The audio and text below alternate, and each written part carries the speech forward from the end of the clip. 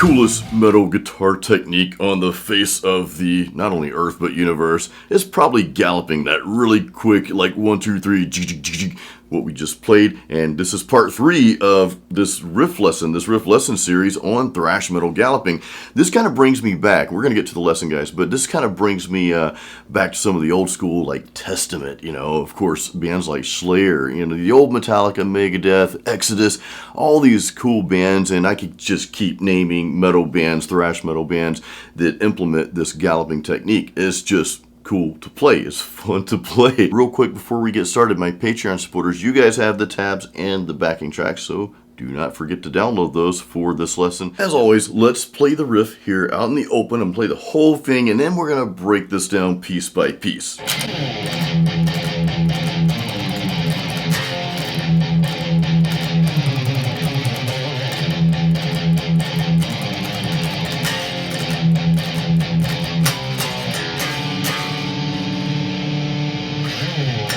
Again, this is part 3, three-part series here. I covered this part right here.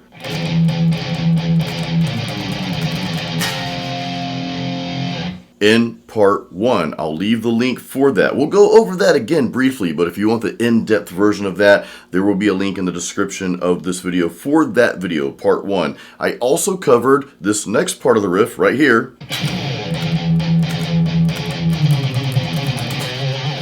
In part 2. I'll leave a link for that video going in depth in the description of this video. So part 1 and part 2 will be in the description. I am going to cover these, but I'm just going to go over them very quickly. So if you need to go back and watch those 2 videos, watch those. And of course, at the end of each video, I'll point you to the next one. And of course, after part 2, I'll point you to this one here. For those of you who are all caught up, well, I'm going to go ahead and show you. I'm not going to make you wait for the whole video. I'm just going to show you that last part that we're covering in this video here. And then we're going to piece everything together. So I do want everybody to hang around for that part. What I'm about to show you here, the end of the riff, real simple, just really 3 power chords.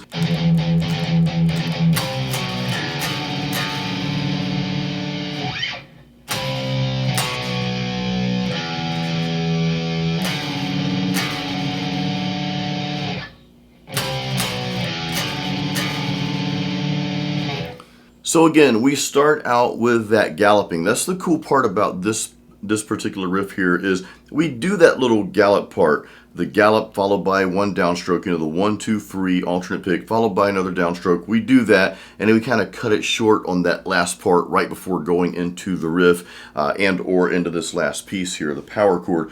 All these chords are, guys, is we are down here. We're playing everything on the E and the A string. We're down here on frets 8 and 10, okay, 8 and 10. Then we're going to go to 7 and 9, so 8, 10, 7, 9. That's your C and your B. Now, you could play it up here if you wanted to.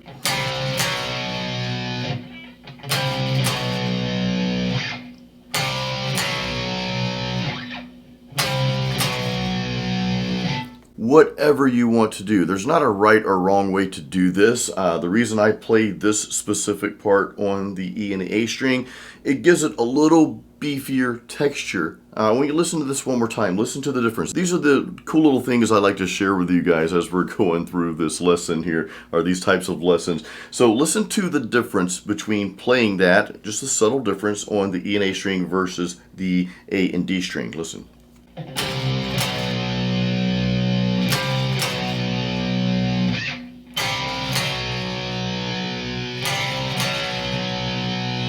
It's a little bit brighter on the A and D string. So if you want a little bit brighter texture to your sound there, then by all means play it up there. Again, there's no right or wrong way. I really don't care that you learn this exactly the way I play it. I want you to take off with it. Once you learn it, learn the concept, see what you can come up with. What sounds better to your ears? Now that last power chord, before we do that, we're going to go to an open E string, kind of bridging the gap between these power chords here and the last we're about to play. Open E string, and then we're going to play frets 2 and 5.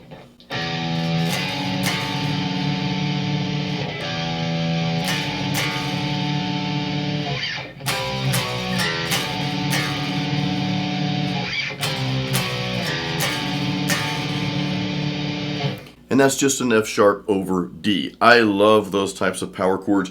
what I like to call those, I know there's probably a fancy term for that, the F sharp over D, but what I like to do is play any power chord and just change that second note of that power chord. So that normally, maybe you would have normally played an F sharp power chord there, which would have been 2 and 4. Well, we just move that pinky finger up to fret 5 and we get a little bit cooler of a sound for this specific application. And these are the things I want you guys to think about as you're writing music, writing your own riffs, because that's really the best thing you can do.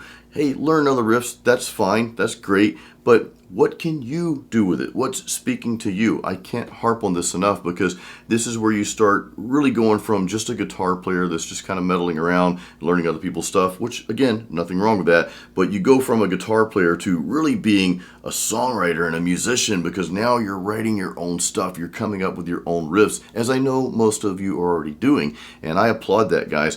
So let's cover these other riffs real quickly here. Let's just glue all this together.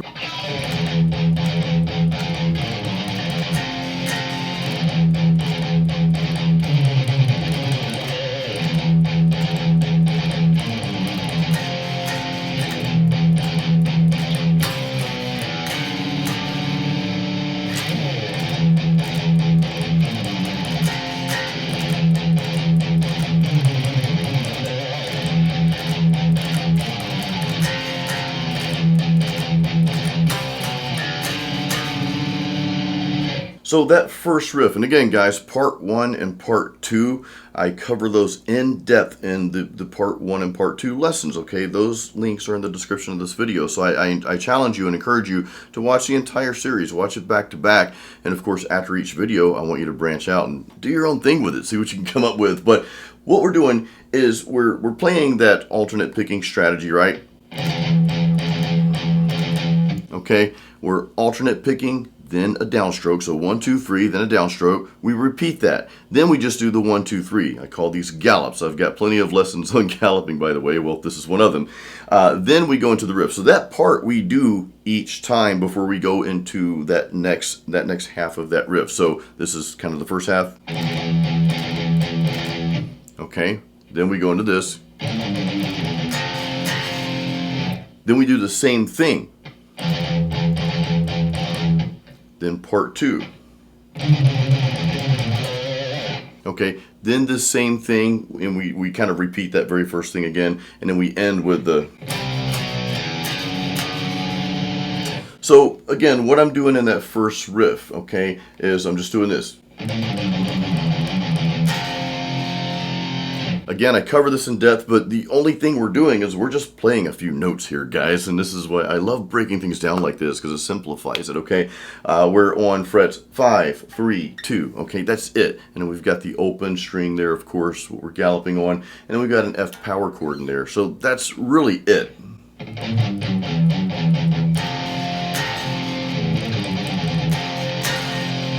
All right, that's it. Now, what I want you to do, okay, is I want you to just hear this. Don't worry about tabs. Don't worry about anything. I don't know, my Patreon members, you guys, of course, again, you have the tabs for all the stuff, for all 3 lessons in this series, including this one. This one shows you the whole thing, backing tracks. But I don't really want you to look at the tabs, okay? I mean, yeah, they're there for my Patreon members, but what if you just didn't have the tabs? What if you just heard this? And I even play it slow for you.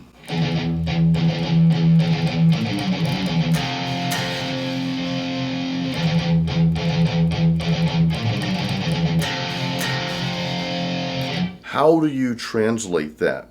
What's your version of that? Guys, this is super important. If there's one piece of advice I can give you as a musician, first is to be your own musician, okay? I'm not discouraging you from learning what I'm sharing with you here. I want you to learn it, sure, but I would much rather hear your interpretation at your level, okay? This is important stuff, guys. So what is your interpretation of what I just played? I'd love to hear that, you know. You might come up with something, and chances are you will come up with something sounds cooler because it's you, all right? So moving on to that second riff, kind of similar, right? We're just moving around some more notes. Maybe one more note than what we played up here. Everything's on the E string here, by the way, okay?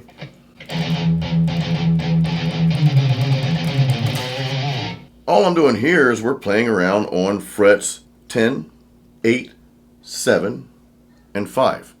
That's it. 4 notes, guys. I mean, pretty simple, right? So when you think about just 4 notes, and we got the open E string there, okay, well, 5 notes. I mean, guys, you can do so much with that. You don't even have to play what I just played here. Listen to this. I want you to listen to this, okay?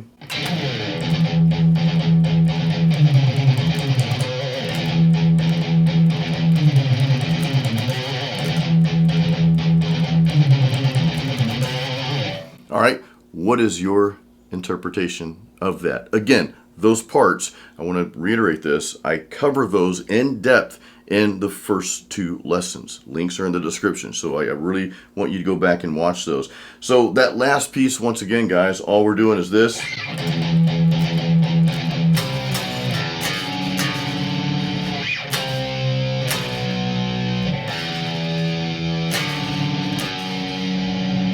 One last thing I want to show you, and I think I accidentally did this in the riff. Sometimes you can make mistakes and they just sound cool. So instead of what I'm going to play for you, I'm going to play it the second time around. I think I played it this way a couple times in a prior video.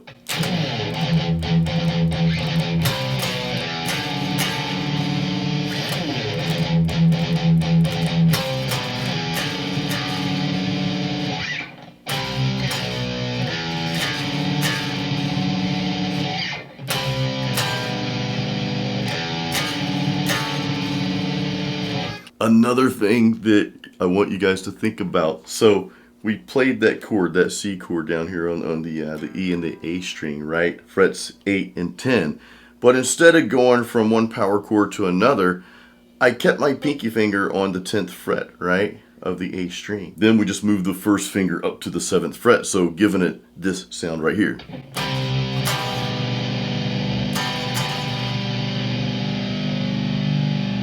Again, something else to think about. So I bring that up because have you ever learned a song, like one of your favorite metal songs, but you play it like maybe the wrong way and something happens like what we just did and you're like, wait a minute, that actually sounded cooler. I kind of like my own version that I mistakenly came up with instead. So I want for you guys to give yourself the permission, allow yourself to get really creative with things. And look, there's no right or wrong way.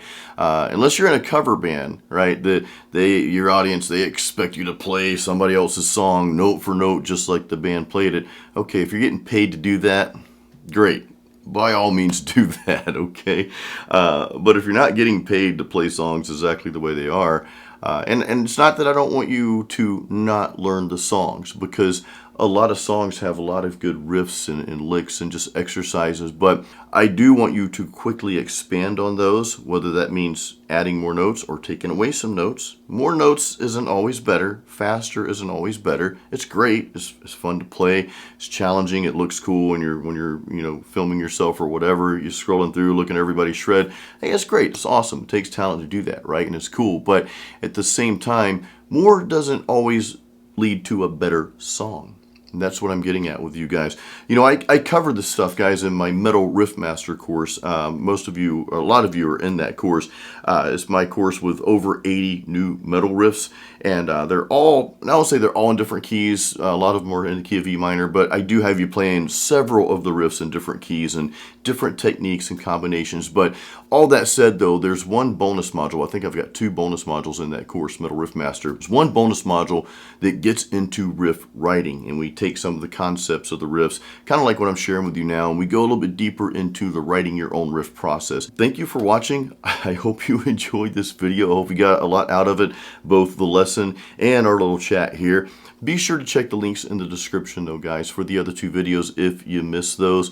And of course, I just briefly talked about my Metal Riff Master course. Hey, if you don't have that, I think that course might serve you well. So do take a look at that. All the good stuff is in the description of this video. Guys, until the next video, as always, keep it metal.